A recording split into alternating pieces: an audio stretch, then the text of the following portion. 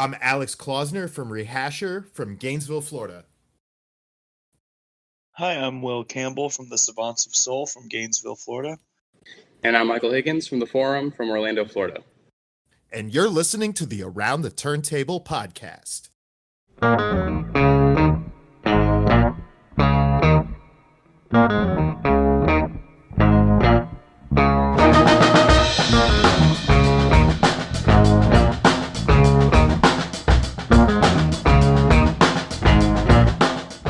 And welcome to the Around the Turntable podcast. We want to thank all of our listeners around the world for sharing a little bit of your day with us today. The rules for our game are as follows. Every week we go around the turntable discussing tracks that fit our given category of the week. The category of the week is typically themed toward our guest artist. We have Michael Higgins from the band The Forum, who will be sharing his new single, Honeypace, with us later today. If this is your first time listening, we would like to encourage you to subscribe to the podcast on whatever platform you are listening on today. Find us on social media, interact with us, tell us if you loved or hated the episode. We want to hear your opinion. That's what the internet is for, is sharing that. And we're going to do a little bit of that ourselves.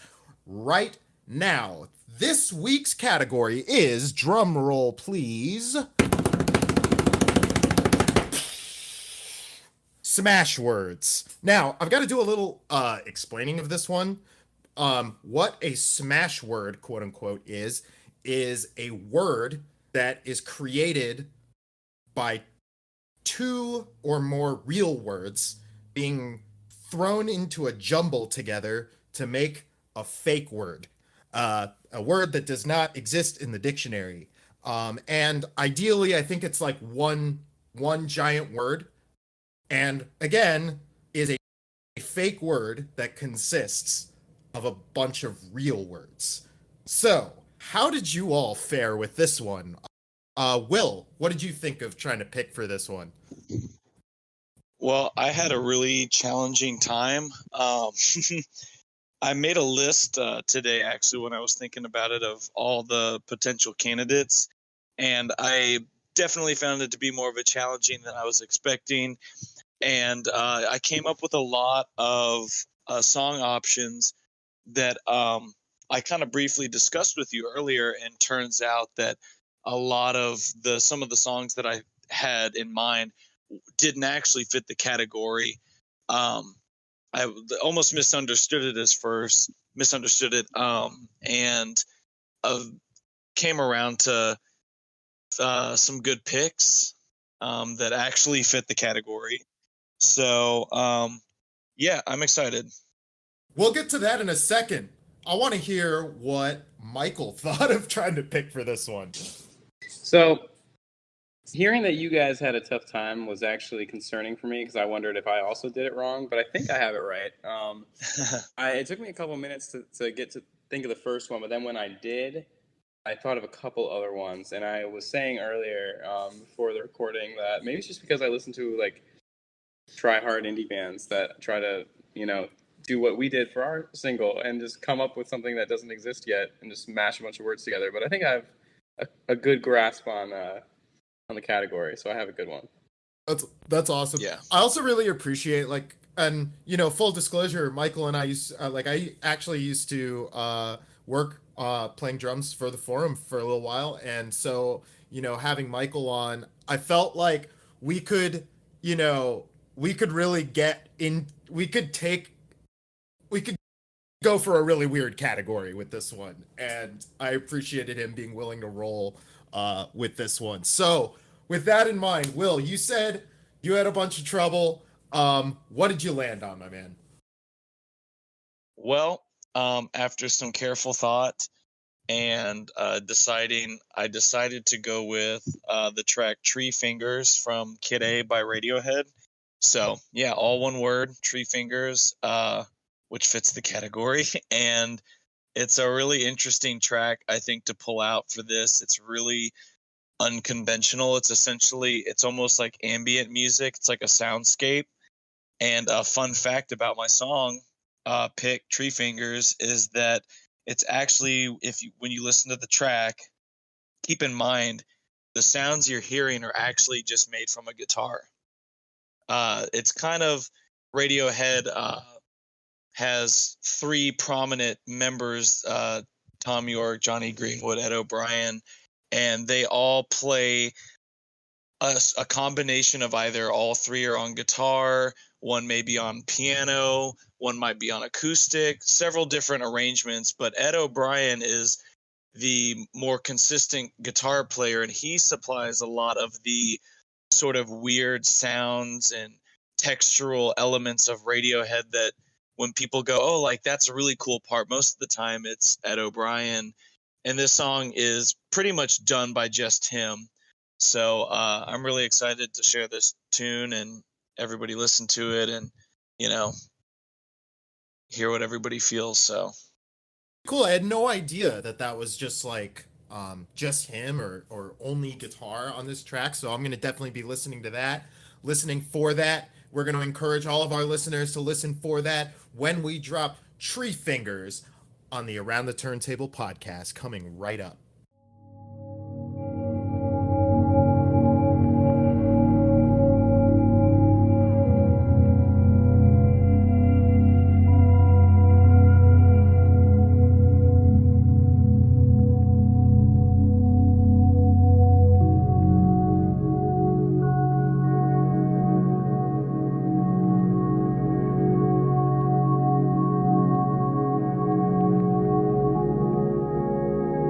And welcome back to the Around the Turntable podcast. The song you just heard was Tree Fingers off of the legendary album Kid A by the band Radiohead, released in the year 2000. As is tradition on our podcast, the guest will get the first take. Michael, what'd you think of that one? So, this was not like a refresher for me. It was literally my first time ever listening to it. So, this is my first take on this song ever. I think the first thing that came to my head was that I feel like this song is like pretty crucial to have good headphones for, because I feel like you'd be missing a lot of it if you're not listening to it the way I just did, just because of how like ambient it was. But it was really good. I mean, it reminded me of like a sequence in a movie, like in a kind of like establishing shot, kind of like lengthened. But the other thing I found interesting about it was that I'm like looking at the credits of the song as I'm listening to it, and they credited Tom York as a lyricist for this song, and unless I missed something really big, I didn't hear any lyrics. So those are my thoughts on it. Yeah, I think that the biggest one being that because of how like ethereal the song sounds, like I feel like it's a disservice to yourself if you're not listening to it with headphones. So I thought you just said something so interesting about the movie aspect, right? Or the cinematic aspect of the song, or how it could be used in that way. Because there's literally a track 5 songs later on that album called Motion Picture Soundtrack. And and I thought that's a really good way to put it. But I think something that I think deserves to be said about this, after I'm listening to that and kind of taking that track in, is how bold it was, right? For a band of Radiohead stature to include a track like Tree Fingers on this album, or on an album that at the time, this is after they'd achieved commercial success. And this is an era of the music industry that I think like doesn't reward experimental artists a lot of the time. What we often find is the most successful is the music that's serving the lowest common denominator. But maybe that's not so true in like England, for example, because like I think of a band like that Michael and I both love, right? Like the 1975, and how you've got like tracks like on their album, I Like It When You Sleep Because For You Are So Beautiful Yet So Unaware of It, which is like the longest album title of all time. but they've got these tracks on there that are very similar spiritually to Tree Fingers, where they're like very ambient, and I feel like Radiohead maybe kind of helped set a standard for these pop bands or bands that were commercially or achieving interest at the commercial level to also go in these experimental directions. And I feel like that's something that Radiohead showed could be done in this new era of the music industry, you know, kind of post art rock, you know, after grunge, after all of that. Like, so, you know, those are my reflections upon hearing it. What do you guys think of that? Yeah, that's really, really awesome to hear, y'all's, as somebody who, obviously it's my pick, so I'm familiar with the song. But it's great that, Michael, that you got to hear that with fresh ears and kind of hear your take on it. But yeah, it's a really neat track, you know, done with guitar samples and loops. And I was doing some reading, and apparently, like I said, Ed O'Brien made some really spacey sounds and made some loops, and Tom York then took the tape, because of course, you know, in those days, even though Pro Tools was still a big thing and a lot of people were using it, they were still using tape, and he cut it up and arranged it into the track that you hear, and how it sort of, you know, has these sort of vague chord progressions or moments where, you know, it kind of takes its turns, and it's, you know, it's kind of tones and things. But it's really cool, really, really neat little track, especially when you put it in perspective of Kid A and where it sits in the track listing. So I'm glad y'all enjoyed it. Really cool.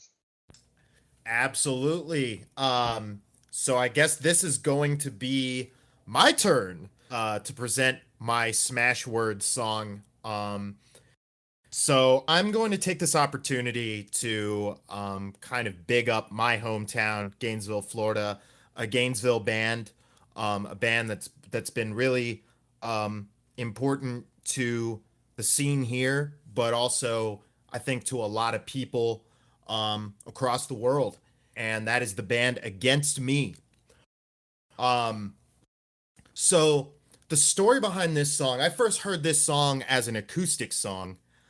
It was released in 2013 on a 2-song EP. And it was just after Laura Jane Grace had come out as a trans woman. And, you know, I think in punk today, that's a lot more common. You know, you see that within the punk scene, there are a lot more trans women, non-binary people that I've had the honor of sharing the stage with. And, you know, it's really awesome to see them be able to come out and use punk rock as a vehicle to express themselves and live freely. And I love that so much. And I feel like when Laura Jane came out and did that, that was really different at the time, I think. Unless I'm missing something, it was not something that I remember being super prominent. And so that took a lot of courage, I think. And so this song was the first song that was released after that happened, and it talks about that. And it just, because of that, it carries this weight to me. And as always, this song has always carried that weight of being, you know, this moment where this person is like sharing their true self for the first time with the world. And I just think it's a great song. It's to me, it's the best Against Me song ever. And that song is called Fuck My Life 666. So after that completely emotional opening, that is the title of the song. It is all one giant word.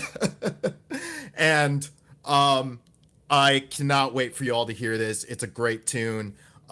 So here we go. Fuck My Life 666 by Against Me on the Around the Turntable podcast. No, I'm already just a skeleton. I don't have the heart to match the one pricked into your finger. All things made to be destroyed, all moments meant to pass.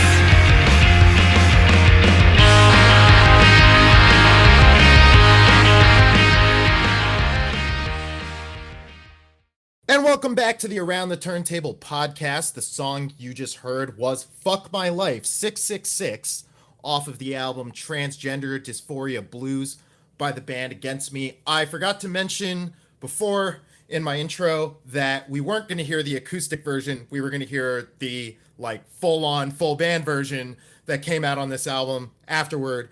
That said, Michael, you got the first react. What was your take? Props to you guys for picking the two most different songs. You guys could have chosen. Yeah. I remember hearing this because I remember after Laura Jane came out, and I remember the album that came out right after. I do remember hearing the song a long time ago, and I haven't listened to it in a while, so it definitely jogged my memory. But yeah, I think it's interesting, Alex. You said that it was like kind of the first thing that Against Me put out, you know, after Laura Jane announced that you know, that her name was Laura Jane and everything, and because it's very obviously like. Of what I listened to of Against Me, like I feel like you could put that song style anywhere in their discography. Correct me if I'm wrong, because it kind of sounded like very classic, like those guitar tones that they use, and you know, the melodies that they use in the chorus. But obviously, the lyrics in this song, particularly right at the end there, that, you know, there's a brave new world raging inside of me. It's a lot more powerful when you put it in the context of where the band was at the time. So yeah, those are obviously, I haven't thought about this very much, but those are my unfiltered thoughts on the song. First time I'm hearing it in a while. Well, first of all, you know, that's what's great about, I think, this podcast is we just get to kind of come on here, hear music, and people get to like hear it for the first time and have to give our thoughts, you know, right? And so that's what's cool. I think you were dead on when you talked about like the way it could fit into a lot of their discography. I think that's especially true after you hit about 2006 and they signed to Sire Records, and they put out their first album with them. That's where I think they really stepped into that tone and that style that they ultimately would become known for. And so yeah, I think that's absolutely accurate. Will, what was your take upon hearing this the first time? Well, man, it was a really great song. Really cool. Just like production and just, you know, it's a solid rockin' tune, through and through on the surface. Kind of to Michael's and your point, like about how there's a conventionality about it, if that's even a word, but there's like a traditionalness about the song that I feel like really makes it easy to just sink your teeth into it and absorb, and really great songwriting. I'm not too familiar with Against Me and their discography. I'm a little aware of their history and that they were a Gainesville band and etc. But really cool song. But I think the striking point for me was the lyricism and the writing, and the one lyric in particular, the chorus lyric that I don't have the heart to match the one pricked into your finger, is just a really haunting, kind of cutting line that really just kind of stuck out to me. I brought up the lyrics as I was listening to it. Really great lyrics, chipped nail polish and a barbed wire dress Is your mother proud of your eyelashes, silicone chest, and collagen lips? How would you even recognize me? I mean, it's obviously a personal song, very emotive, very emotional song. And I think it translates, that emotion translates in the recording and the performance. So awesome pick. Good job, man. Thanks, man. I appreciate you saying that. And I wanted to say, like, you talked about like the traditional, right? Like it feels like a traditional song in a sense. And that's because that's where it started, right? It was an acoustic song on an EP, and it worked in that context, just being sung on an acoustic guitar, one voice. And so that, that kind of format certainly translates here. Yeah. Now, the moment all of our guests have been patiently waiting for, when we get the guest selection from Michael Higgins of the Forum. So, Michael, you brought in a song for us that fits this category of Smashwords. Yes. What exactly do we get to hear today? Well, I wish I could come in and surprise you, but you literally hit the nail on the head earlier. I have a 1975 song for you because I told you when I came in I had like three that I was sticking between, but I felt that with our history, especially given our guitarist Nick, and the kinds of music we would play on the road when we were all in the car together, I figured I would go with the 1975 song. So my pick is from their self-titled debut album, and it is "Falling for You," all one word. Oh, wow. That's a good one. See, I thought you were going to go two time. No. When you were introducing that, because that was the 1975 song that I thought of and was considering.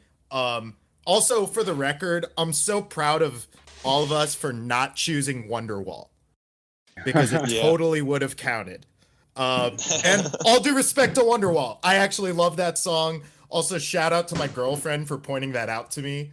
It was definitely tempting. But anyway, Michael, this is an awesome choice. Falling for You by the 1975, coming right up on the Around the Turntable podcast.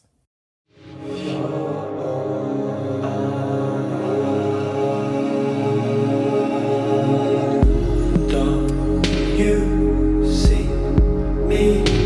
I think I'm falling for you.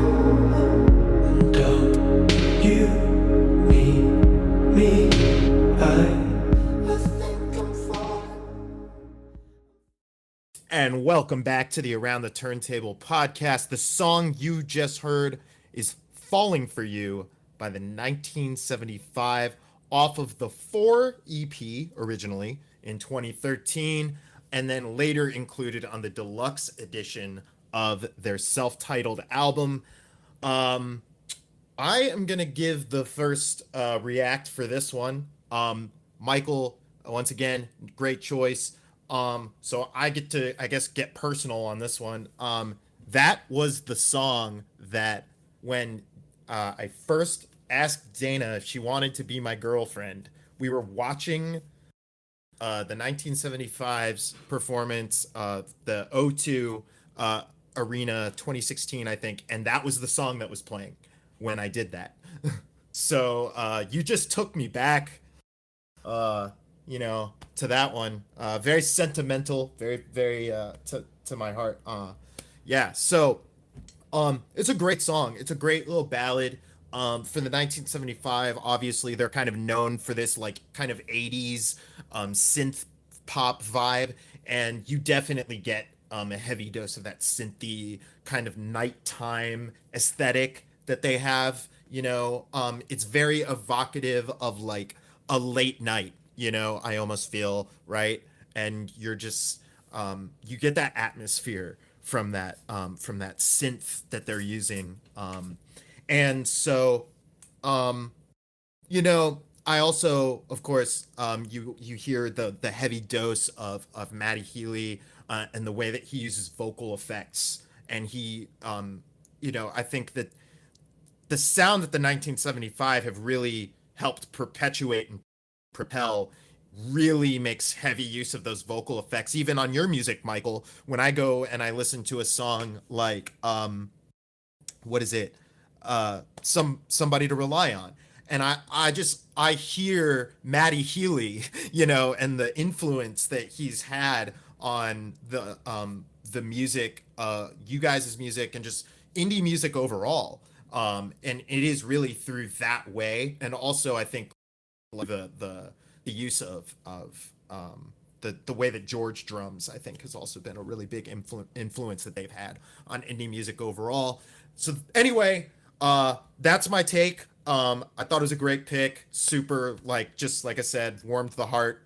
Will, what was your take on that one, man? Really awesome song. Great choice, Michael. I was not familiar with that song. Not very familiar with the 1975.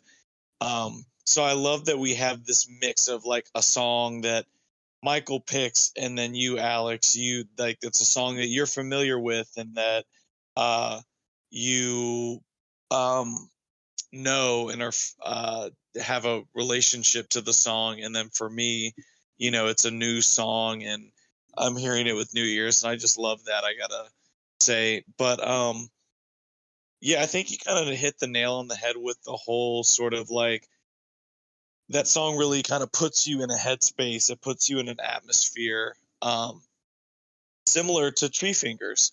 But I thought it was really, really cool song. I really like that song. I would, you know, that's a playlist song for me. That's a song I'd love to come back to and become more familiar with. And, you know, is sort of a catalyst for me to be like, okay, this is my catalyst for the 1975 and their music.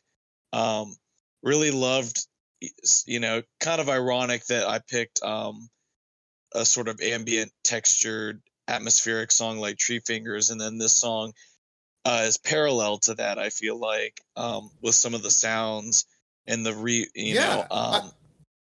of course, you know, I was gonna say, dude, you definitely the reverb vocals.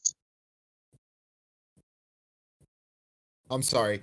I was gonna say, Will, you definitely hit the nail on the head with the parallel between Kid A and the 1975, like the synthiness, the experimentalism.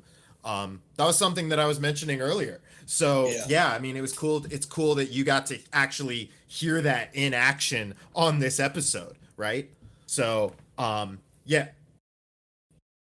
And I did feel like exactly what you said. Literally, I felt like I wanted to be in my car, like driving sunset on the highway, and that song puts you in that place of reflection while you're in that sort of autopilot, transient, focused, like retrospective state, or introspective rather, state of like driving, and your thoughts are going and falling in your mind, coming over you as you're driving. And really cool arrangement and composition. I love the movement of the song, and you know, the synth, the really reverbed vocals with all the effects, and the 808, the like electronic percussion sounds, very like fragmented and like, but like still propulsive.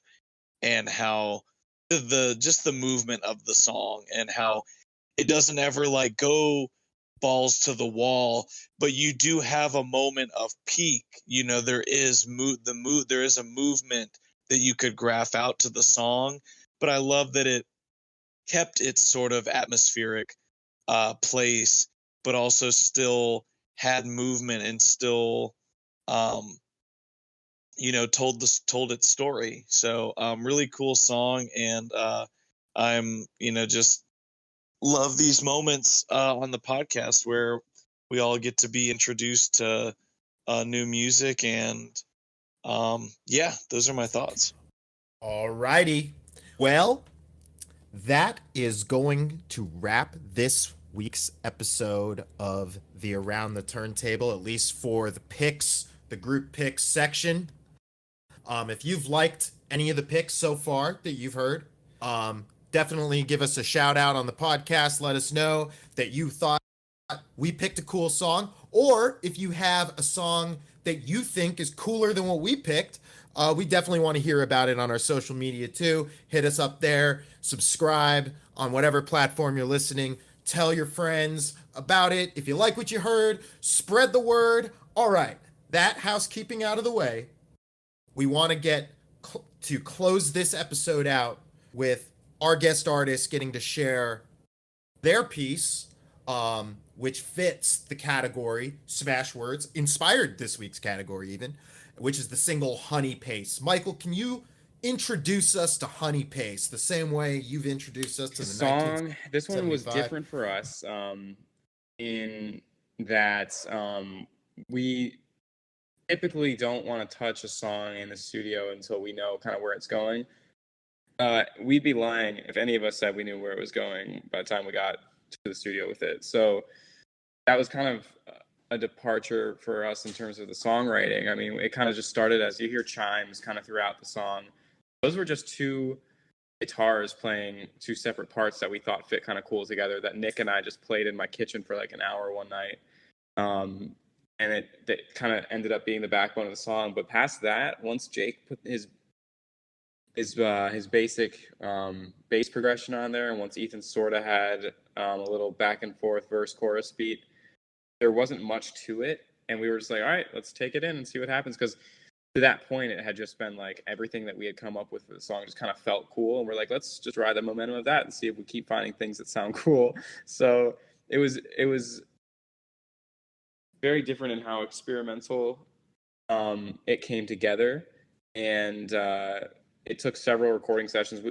We have this thing where we, if we don't know how to finish a song, we put it on what we call the shelf, which is not throwing it out, because we will throw out songs. But if we have a song on the shelf, it's just like we're kind of burnt out on writing it. We don't know what to do with it. And that song was in danger of being left on the shelf for a long time. Yeah, I mean, we had gone through several studio days, and we had this like shell of a song that we then left on the shelf for like a couple months. And then one day it kind of just all hit, and like everyone was like, let's just finish that, because like that's too good of a song to not finish. So we took like a really like hard look at it over the next like 2-3 weeks, and it was pretty much done after that. So that one we're also proud of, kind of just like not letting it rot for too long. So yeah, definitely a different one that we overcame some challenges. So yeah.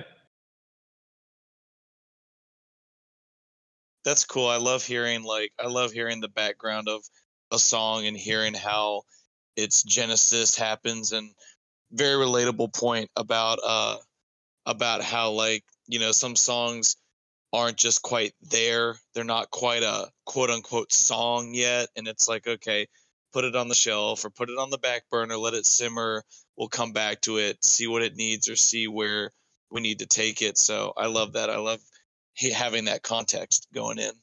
Cool. Absolutely. And I was going to say, I mean, one thing that Michael and I were talking about, like just before the episode's recording, was I really thought the drumming on this track was standout, like, and well constructed. And it's kind of surprising to hear that was something that was born just in the moment in the studio, as opposed to being a product of like working that out for hours and hours and hours. So just again, shout out to Ethan. He's an awesome drummer for the Forum. I really love what he's brought to the band, and I think he's just fantastic. So all that said, thank you for listening. The track that will close us out today is Honeypace by our guest artist, the Forum. Thanks again. Have a great day.